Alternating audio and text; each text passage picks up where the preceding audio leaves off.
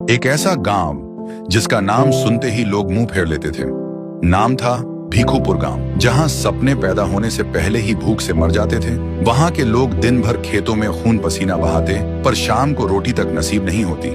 उस गांव के बच्चे और बूढ़े सब सड़क के किनारे भीख मांगते दिखते थे। और इस गांव की बर्बादी का एक ही कारण था, टाइटन। नाम नहीं, लोगों के लिए सजा था।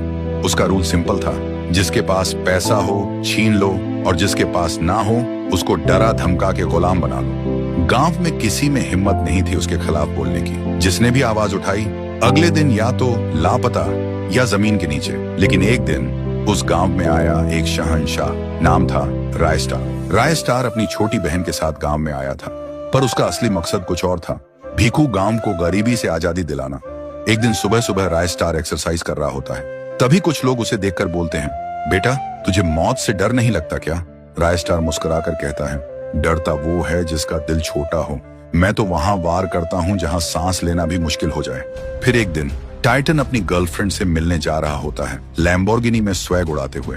रास्ते में उसकी नजर पड़ती है रायस्टार पर, जो गरीबों को खाना और कपड़े बांट रहा होता है। टाइटन उतरता है और बोलता है, ओ ये हीरो, नया चेहरा लग रहा है, क्या बात है, गांव बचाने आया है क्या? रायस्टार ठंडे लहजे में कहता है, हीरो नहीं, तेरा अंतिम संस्कार बनने आया हूँ। टाइटन हंस के बोलता है, ज्यादा फिल्मी मत बन, पैसा निकाल। रायस्टार आंखों में आंखें डाल के बोलता है, तेरे हाथ तोड़ दूंगा, ताली भी नहीं बजा पाएगा अपने जनाजे पे। टाइटन गुस्से में रायस्टार के पास आता है और थप्पड़ मारने ही वाला होता है, लेकिन एक ही मुक्के में टाइटन हवा में माँ, बस यही एक लफ्ज उसके मुंह से निकलता है और धड़ाम से जमीन पे आ गिरता है।